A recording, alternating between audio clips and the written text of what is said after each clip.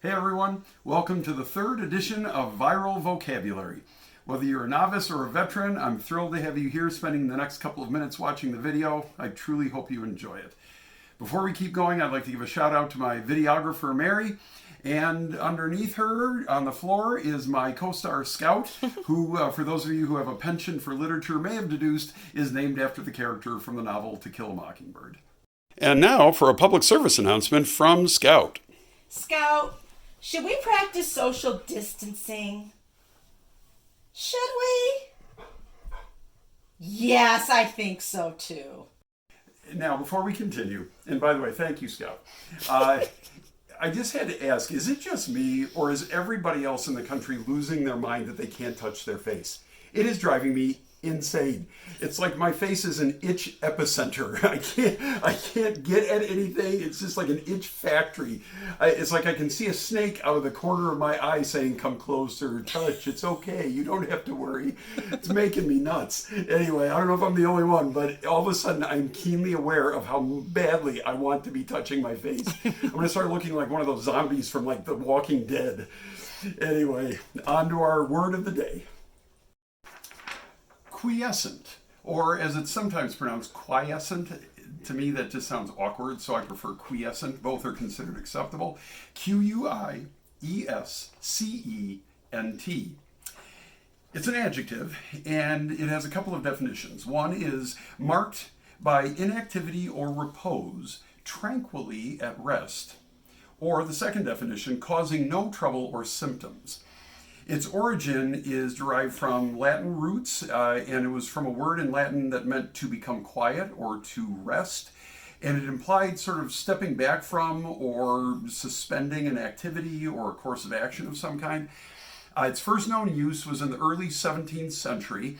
And some of the other words that were common at the time that I just thought was hysterical were bonny clabber and lily-livered. And it's interesting that lily-livered has actually survived into our modern usage, meaning somebody who's kind of scared of something. And the word quiescent, its use peaked in around the mid-60s, 1960s. And it's been on somewhat of a decline since then, but it's still considered to be a word in common usage. Now, considering the definition of tranquilly at rest, I bet that there are probably a lot of parents of school-age children out there who are begging for some quiescent moments lately. And on a more serious note, I certainly hope that COVID-19 becomes a quiescent virus soon. Now, the essence of the word, though, is really less about sound and more about stillness. And it reminds me of a poem that I read once by Pablo Neruda. And as I thought back on the poem, it struck me how sort of terrifyingly, hauntingly relevant this poem is to what we're going through today. Now we will count to 12, and we will all keep still. For once on the face of the earth, let's not speak in any language. It would be an exotic moment without rush, without engines. We would all be together in a sudden strangeness. If we were not so single-minded about keeping our lives moving and for once could do nothing, perhaps a huge silence might interrupt the sadness of never understanding ourselves. Perhaps the earth can teach us, as when everything seems dead in winter and later proves to be alive. One of the unintended benefits of this crisis is that it's forced all of us to slow down and take in things that we would normally gloss over, make room for things that we would normally crowd out. The writer R.D. Laing once said, "The range of what we think and do is limited by what we fail to notice." But unless we're still, unless we're quiescent, it's tough to notice the miracles that surround us. So often, we look for those miracles, that happiness, that fulfillment in things, activities, distractions, ambitions, but ultimately we end up just living and not being alive. In the time I spent preparing for today, I saw my wife creating a funny video to post to her students. I heard my neighbor's dog barking to protect her humans. I saw birds gathering in barren branches of a tree. harbingers of spring. I listened to my own unlabored breathing and felt the miracle of my good health. I heard a neighbor practicing piano. I saw two strangers wishing each other well as they passed in the street.